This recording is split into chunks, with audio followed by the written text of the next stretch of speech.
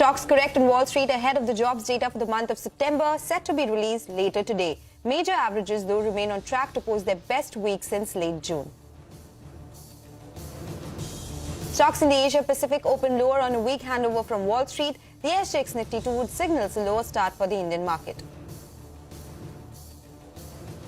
Oil prices hit three-week highs. Brent trades at around $94 a barrel, higher after OPEC Plus agrees to cut production by as much as 2 million barrels a day, the largest reduction since the onset of COVID-19.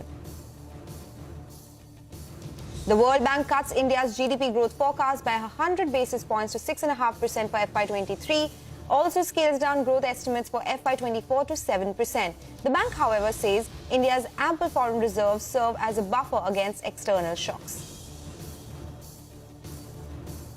Okay, all right. Those are the headlines that we are tracking on this Friday morning. So happy Friday to all of you and good morning in the Mumbai News Center. I'm Sonal Bhutra and you're watching Power Breakfast. But first up, as always, let's take a look at what the Asian markets are doing, largely in the red today ahead of the US jobs report, which will guide the Fed's monetary decision in November. Hang Seng is the one which is sitting with cuts of 1%. We have Taiwanese index, which is down 0.9%. Nikkei 2 is down in the red, deep in the red, 0.5% lower there. Across the board, there's a lot of selling after that weak handover that came in from the US markets. SGX Nifty, as a result of which, is indicating that the start for our own markets, well, that could be in the red. A 40-point downtick is what this particular index is suggesting. In the US markets, key indices ended lower for the second straight session, with the Dow Jones sliding over 340 points, the S&P 500 about 1% lower, and the Nasdaq Composite closing 75 points lower. CNBC's Bertha Coombs gets a wrap of all the action on Wall Street. A second straight day of losses for the market, eating into what had been a strong start to the week. Investors are awaiting the key September jobs report due out tomorrow. The Dow ending down just over 1%, the S&P falling about 1% as well. The Nasdaq just a little better, down about 0.75%. A new data from Edmunds shows that a growing share of car buyers here in the U.S. are signing up for monthly loan payments of $1,000 or more. Over 14% of consumers who financed a new vehicle are paying above $1,000 now, which is nearly double the rate from a year ago. Experts say these inflated payments are due to rising interest rates and lagging vehicle inventory. Meantime, real estate was one of the biggest sector losers today, coming amid a report of slowing apartment demand from RealPage. The rental technology company says this was the first third-quarter drop in the 3 decades that they've been tracking that data. Higher rent prices and lower consumer confidence have contributed to slowing demand. That's the action from the U.S. market. Now back over to you in Mumbai. Okay, ahead of the September jobs report due to be released later today, a key cue for investors. Let us also listen into some important opinion coming in from Andrew Sliman of Morgan Stanley Investment Management, Wharton School's Jeremy Siegel, and former Kansas City Fed President Thomas Hoeing. Listen in.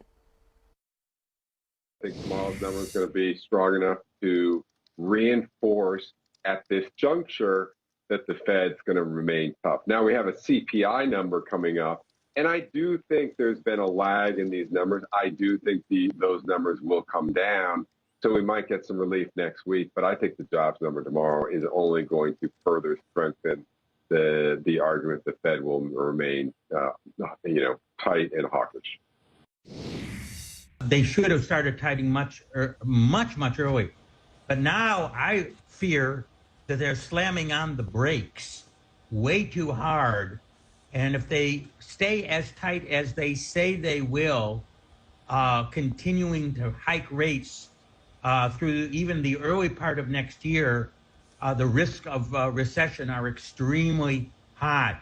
I think that inflation, although it will come through official statistics because they are lagged in their construction, most of the inflation is behind us. And the biggest threat is recession, not inflation today.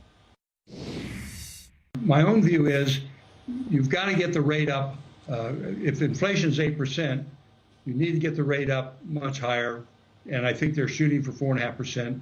And if they get there and the inflation does start to slow, then they need to stay there and not back off of that too soon to where they reignite inflation, say in the second quarter of 2023 or the third quarter. So they have a very delicate and very difficult period ahead of them in terms of decision making. But I think to pause at 3% maybe too soon and too low. Okay, that is all about what is expected from Fed and the general US market update as well. But let us get you the final update on our global market wrap. European markets also ended Thursday's trading session lower, with the French CAC 49 points lower, the German DAX down 46, and the British FTSE closing with cuts of 55 points. Market in Europe were under pressure after the Eurozone PMI fell to a 20-month low, fueling recession fears in the region. Shares of energy giant Shell were under pressure after the company said that its third quarter profits would be significantly lower. That's the global market action. How will these overnight cues impact our own markets? We have our research team joining in to tell you just that. The trade setup, the stocks that are going to be in focus today, and the action from the F&O space as well. Hey guys, a very good morning to all of you and happy Friday as well. Ekta, let me come across to you first. What is the market setup looking like today? Thanks for that. Well, like you laid out, a lot of the upside momentum for us continued into yesterday's trading session in terms of what we saw for global cues over the week. The markets gained for the second straight session yesterday, but they were off intraday highs. Overall, the markets were aided by factors such as stability in global cues. The FIIs turned net buyers since the last 3 days, so they net bought around 590 crores in the cash market on Monday, 1344 crores on Tuesday, and around 279 crores on Wednesday. But this morning, there seems to be a lot of trepidation with regards to the US jobs report, which is due today in the US. So the US markets closed lower. Asia is largely in the red as well. And SGX is indicating a bit of a soft start. So maybe there could be some amount of a wait and watch approach ahead of that jobs data. In terms of crude, we are near 3-week highs. And that is because of the OPEC plus supply cuts which have been announced. Separately, in terms of the World Bank forecast, they have cut the FY23 GDP growth forecast for India by 100 basis points, for FY24 by around 10 basis points. So that's something to watch out for. And to watch out for stock-specific action and overall momentum to probably see some amount of cushioning, simply because of the kind of quarterly updates we've seen from the likes of Titan and Equitas, for example, which will be reacting to it this morning. And separately, just want to add that, the story with regards to Made in Pharma will continue to be in focus. It's not market related, but I'm sure that is something of consumer interest, which the street or which people will continue to keep tracking. Oh yes, they will. Ekta, thank you so much for setting that market, setting up the market cues for us. Now over to Surbhi, who will list out the stocks to watch out for in today's trading session. Surbhi. Few stocks on my radar today. The first one is Titan, where they say that they have witnessed healthy double-digit growth across business segments, and they expect their consolidated revenues to grow at 18% on a year-on-year basis. They added 105 stores in this quarter. Next is Dabur, where they say the consolidated revenue is to grow by mid-single digits.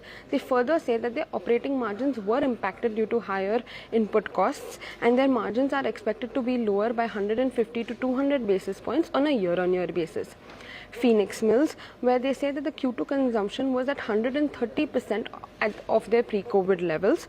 They did see improvement in their occupancy, led by revival in their corporate travel. The average room rentals for the month of September was 13,300 rupees. Quest Corp is going to divest its stake in Simpliance Technologies. The enterprise value for this deal is 120 crores. Nykaa enters into a strategic alliance with the Middle Eastern apparel group to recreate omni-channel beauty retail platform in the GCC. The potential market size for this is $23 billion. And lastly, Equitas Small Finance, where deposits and advances both have grown at around 20% on a year-on-year basis, but the CASA ratio has declined to 48% versus 52% sequentially. Okay, all right. Thank you so much, Surbhi, for all those stocks that will be in focus today. Finally, Mangalam is joining in from all the cues from the F&O space. Mangalam. Good morning. So the SGX Nifty is indicating a softish start in today's trading session, and overnight we did see weakness in the Wall Street coming by as well. But remember, the question is how much of that was priced in, because we fell about 100 points from the highs in yesterday's trading session, and the Nifty ended at the lower end of the smart money range of 17,330 to 17,470 on options expiry day. FIs bought about 279 crores in the cash market. DIs sold 44 crores. Nothing much really to write home about, but the good part is that the FIs did not end up selling the numbers that they were in the previous weeks itself. There was, the the Nifty futures premium turning into a discount from about 19 points to about 6 points. And that's telling you that there was selling by FIIs in index futures. There was mild selling indeed, 175 crore worth selling. They added around 1,700 longs and added 3,700 shorts as well. As a result of which, the FII long-short ratio still stands in favor of the shorts at 80%, with 20% of the positions being long. What are the options which are active for next week? Well, we have the 17,400 call seeing a fair amount of writing,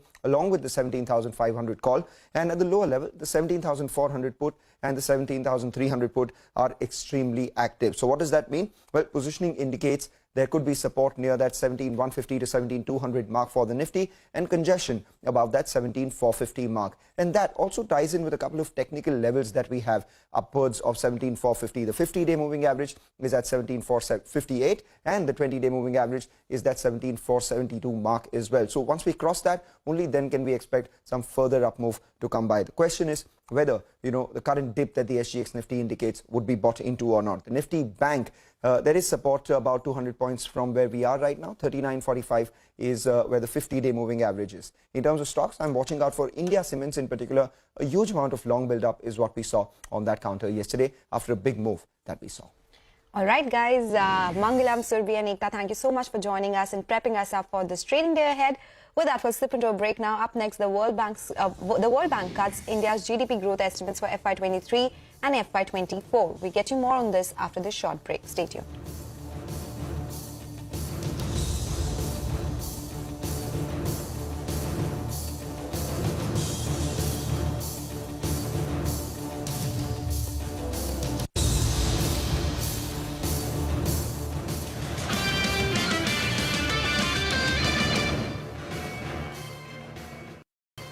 Hi, welcome back. The World Bank has cut India's GDP growth forecast for FY23 by 100 basis points to 6.5%, while also revising the FY24 growth target lower by 10 basis points to 7%.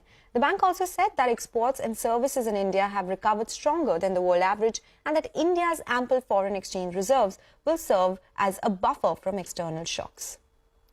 Let's also listen into what World Bank Chief Economist for South Asia, Hans Timmer, had to say on the latest forecast.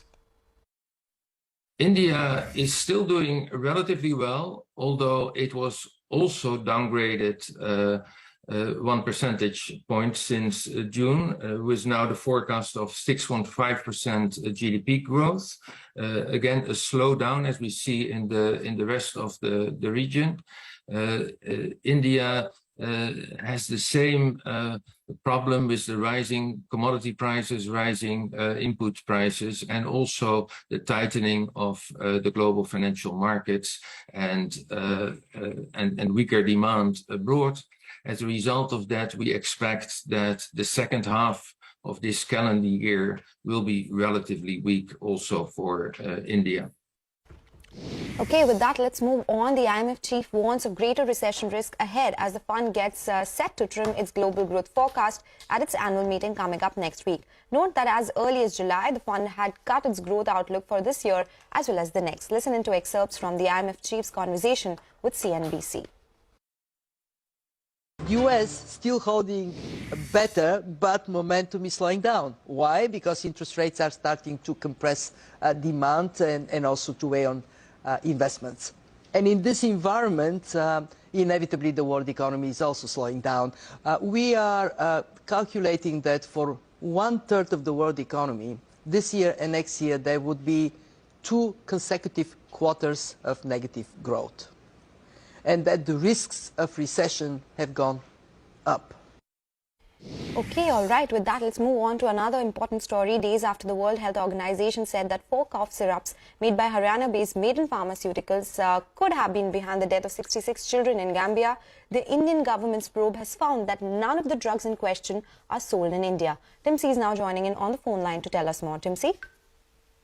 Well, a day after CNBC-TV18 reported that CDSCO, that is the apex authority that is the Indian drug regulator, has taken action on the complaints raised by WHO regarding Maiden Pharma's 4 cough syrup brands.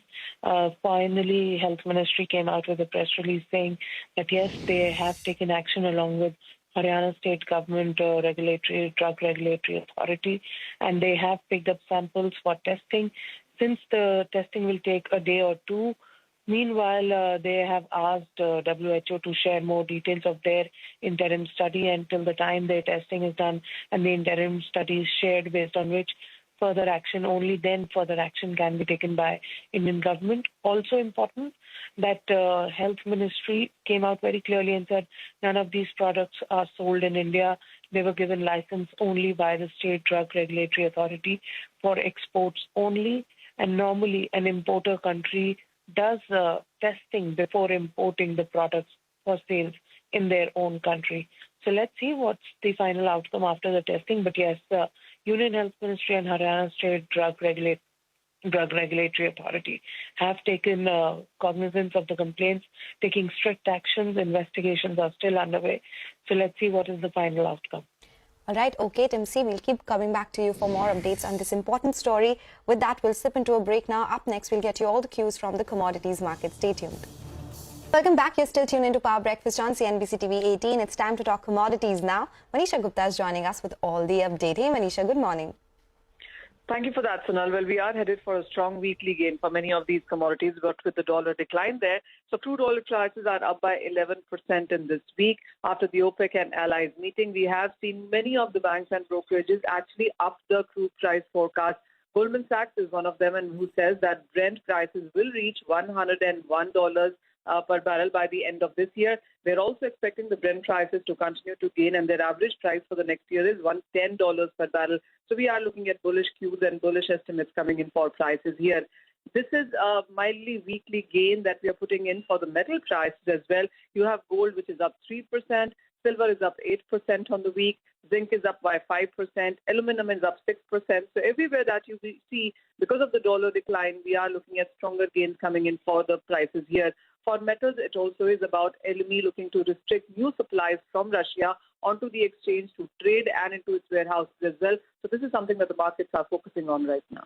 All right, Manisha, thank you so much for joining us. So that is all the update coming in from the commodity markets. Asian markets still under pressure. SGX Nifty indicating that the start could be in the red. We'll have to see whether that sustains or not, or whether there is some buying on the dips as well.